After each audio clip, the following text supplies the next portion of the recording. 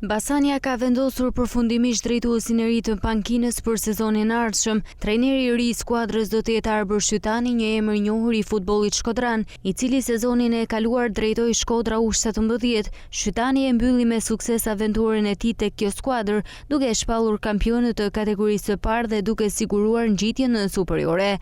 Edhe pse kishte një ofertë për të vjuar punën me Shkodra U17, trajneri ka zgjedhur të pranojë projektin ambicioz të Basanias. Ndryshimet e fundit në klub me afrimin e Bernardin Kullës pranë presidentit Ermir Shimaj, si dhe emërimin e drejtorit teknik italian Umberto Quistelli, kanë bindur Shytanin të nisë një kapitull të ri në karrierën e tij. Drejtuesit e Basanias e konsiderojnë Arbër Shytanin një nga trajnerët më premtues të brezit të ri dhe besojnë se ai është njeriu i duhur për të udhëhequr projektin e ri të klubit.